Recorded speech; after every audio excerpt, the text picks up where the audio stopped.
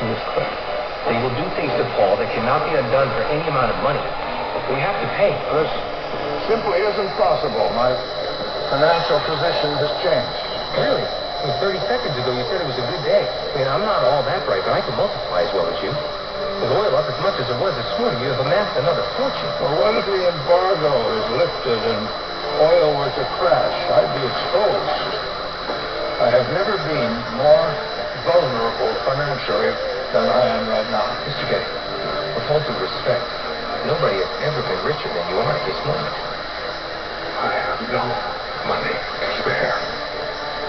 What would it take? And what would it take for you to feel secure? More. This great, sinister, operatic sensibility that Ridley Scott does so incredibly well. In light of this decision by Getty, John Paul's mother, Gail Harris, who's played by Michelle Williams, has to collaborate with the Italian police to try and track down where on earth her son is and set up some kind of bargaining dialogue with the kidnappers. Also, Fletcher Chase, Mark Wahlberg's character, is being asked by Getty to sort of sniff around and work out what's going on as well. And the theme of the film that underpins it all is what is the connection between money, can you put a monetary value on a single life? And if you refuse to do it despite having so much money in the same way that Getty does, what does that say about you, and what does it say about money and the influence that money has over how a person lives their life?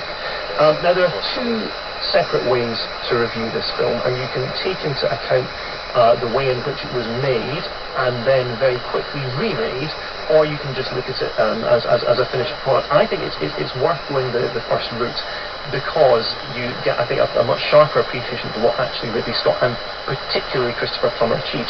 The film was basically finished back in September of last year, and Kevin Spacey had shot the role of J. Paul Getty under heavy prosthetics and old age makeup had taken him to his 80s. And then, of course, the allegations of sexual harassment and sexual assault came out against Kevin Spacey. And Ridley Scott, under his instigation, said, okay, rather than have this film shelved and have the hard work of hundreds of collaborators, cast members, craftspeople effectively go to waste, because I think, in fact, he said in an interview this morning, he basically realised the film had become unreleasable. He was going to, in the 6 weeks before the film's release, he was going to recast the role of Getty. He was going to reshoot all of Getty's scenes with the original cast in place, the other original cast members rather.